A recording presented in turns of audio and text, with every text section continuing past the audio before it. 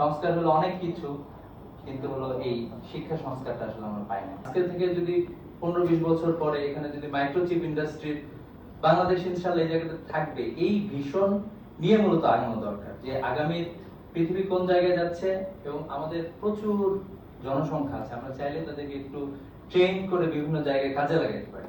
তো আমার মনে হয়েছে যে এটা আসলে আমাদের জুলাই বিপ্লবের পরে এটা একটা বড় ব্যর্থতা যে আমরা এই রিফর্মটা নিয়ে আসতে পারি না, যে রিফর্মটা মূলত এডুকেশনে আসার দরকার ছিল। আমরা এই যে একটা শিক্ষা ব্যবস্থার কথা বলা হচ্ছে, এই শিক্ষা ব্যবস্থায় নানা ধরনের সমস্যা, যে একটা বডি মাইন্ড এন্ড সোল একটা মানুষকে আমরা তৈরি করতে চাচ্ছি, এই বিষয়টা আসলে আমাদের শিক্ষা ব্যবস্থায় কেন যেন মিসিং সবসময়।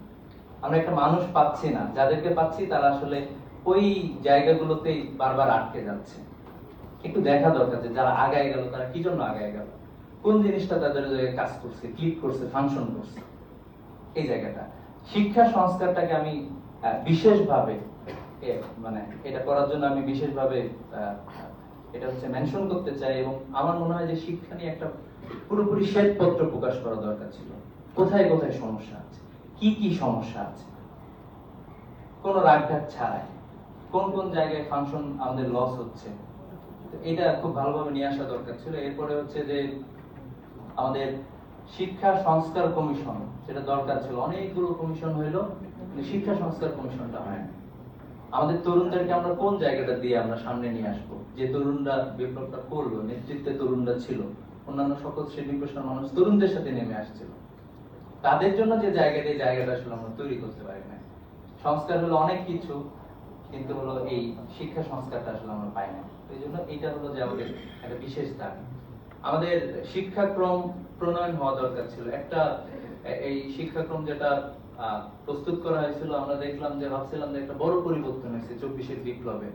দেখলাম যে ওই জিনিসগুলোই রয়ে গিয়েছে, যেটা নিয়ে আমরা 2 বছর আগে কথা বলেছি, আমাদের গার্ডিয়ানরা কথা বলছে। শিক্ষার যে একটা পরিবর্তন দরকার, পাঠ্য পুস্তক যে পরিমার্জন দরকার, এবং শিক্ষাক্রমে যে পরিবর্তনটা দরকার, এই পরিবর্তনের জায়গাটাতে আমরা দেখলাম যে বিগত সময়ে কিছু পরিবর্তন তারা নিয়ে আসছিল। স্কিল তো শিখায় নাই, নানাবিধ বিষয়গুলো এখানে নিয়ে এসেছে। এই জন্য এই পরিবর্তনটা আমাদের দরকার। এরপরে হচ্ছে যে আমাদের মূল্যায়ন পদ্ধতির সংস্কারটা আসলে প্রয়োজন। এখানে আমাদের হচ্ছে নিয়োগ কমিশন দরকার শিক্ষার এই জায়গাটাতে, কারণ হচ্ছে আমাদের দেশের অধিকাংশ মানুষ আসলে শিক্ষার সাথে জড়িত। আপনি গ্রামে গঞ্জে যাবেন, স্কুল কলেজ অথবা মাদ্রাসা অথবা অন্য এই জায়গাগুলোতে তারা জড়িত। এরপরে হচ্ছে যে আমাদের প্রশিক্ষণ কাঠামো যে পরিবর্তন দরকার, যে নানা ধরনের প্রশিক্ষণ ইনস্টিটিউট থাকা দরকার, যেগুলোর মাধ্যমে মূলত হচ্ছে আমাদের তরুণদেরকে স্কিল করা হবে, তাদেরকে তাদের জায়গাগুলোতে পাঠানো হবে, এই বিষয়গুলো থাকা দরকার। এরপরে আমরা এখনো দেখতে পাচ্ছি যে বিগত বছরে যেটা ছিল যে আমাদের বারবার দাবি ছিল যে আমাদের শিক্ষা খাতে হচ্ছে বরাদ্দ কম, এবং যা বরাদ্দ হয় এর মধ্যে একটা বড় অংশ ব্যয় হয় হলো ইনফ্রাস্ট্রাকচার নির্মাণ, এবং এর বাইরে যে গবেষণায় বরাদ্দ দরকার এবং অন্যান্য জায়গাগুলোতে বরাদ্দ দরকার, এই বিষয়গুলো আসলে এখানে আসে না। আমরা দেখলাম যে এবছরও শিক্ষা খাতে বরাদ্দ আরো কমে গিয়েছে, এবং হচ্ছে শিক্ষার সাথে আরেকটা জুড়ে দিয়েছে যে শিক্ষা এবং হচ্ছে আইসিটি একসাথে। একটা বড় অংশ আসলে আমরা বিগত রেজিমে আমরা দেখেছি যে এটা ব্যয় হয়েছে প্রধানমন্ত্রী কার্যালয়ের মাধ্যমে, এবং দুর্নীতির অন্যতম একটা বড় জায়গা হচ্ছে এটা। এভাবে মূলত আমরা আগায় যাচ্ছি। এরপরে যদি আমরা বলি যে মাদ্রাসা শিক্ষা ব্যবস্থার কথা, আমাদের আমরা মানে মাদ্রাসা শিক্ষা ব্যবস্থা তো একটা বড় লিগেসি। একটা সময় তো আমাদের দেশের শিক্ষা ব্যবস্থা ছিল আসলে ওই মক্তবগুলো অথবা পাঠশালাগুলো অথবা ওই মাদ্রাসাগুলো। ব্রিটিশ আমলে তারা হচ্ছে রেজিস্ট্যান্স করছিল, কওমি মাদ্রাসা তারা রেখে দিয়েছে। অলরেডি তাদের কিছু অ্যাক্টিভিটিস আছে, আমাদের একজন স্যার এখানে মেনশন করে গিয়েছেন। অলরেডি তারা কিছু জায়গায়, তারা ল্যাঙ্গুয়েজের জায়গায় বেশ কয়েকটা ল্যাঙ্গুয়েজ তারা ভালোভাবে শিখতেছেন। ওই জায়গায় যদি তাদেরকে একটু স্কিলটা শিখায় দিতে পারতাম আমরা, তাহলে তো নিশ্চয়ই অনেক ভালো হতো। এরপরে হচ্ছে যে আমাদের ইংরেজি মাধ্যমে যে শিক্ষার যে সংস্কার দরকার ছিল, এই শিক্ষা সংস্কারটা আসলে আমরা দেখতে পাই নাই। এখনো তো আমরা যদি দেখি, আমরা দেখবো যে আমাদের দেশের যারা মূলত সিস্টেমটা যারা তৈরি করছেন, আমাদের যারা ব্যুরোক্রেসিতে আছেন, আমাদের যারা রাজনীতিবিদ আছেন, তাদের সন্তানরা আসলে যাচ্ছেন হচ্ছে ইংলিশ মিডিয়াম।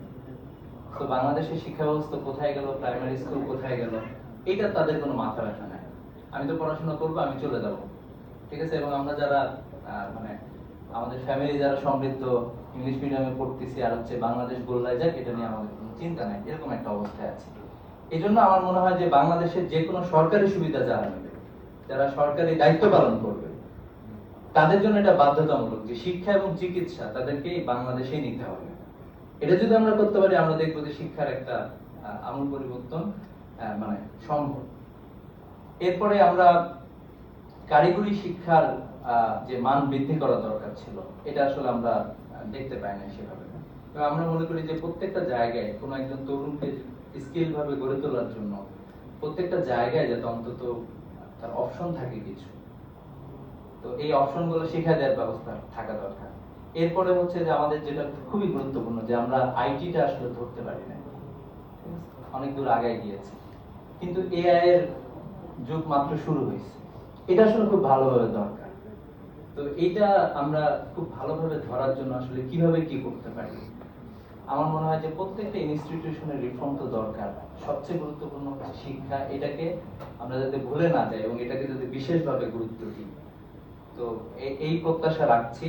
আমি আজকের স্যার আছেন চমৎকার ভাবে উপস্থাপন করেছেন, আমি একটু বিশেষভাবে পাইপ্যাডকে অনুরোধ জানাবো যে শিক্ষা নিয়ে যাতে একটু বিশেষভাবে কোন একটা আয়োজন করা হয়, প্রয়োজনে শিক্ষা এবং ডেভেলপমেন্ট এই জাতীয় জায়গাগুলোতে যাতে আমরা ফোকাস করতে পারি। আমরা দেখলাম যে কথা শুনতেছিলাম ইমাদুর রহমানের কাছ থেকে, যিনি কি বলে বাংলাদেশের স্যাটেলাইট যিনি চালাচ্ছেন আর কি।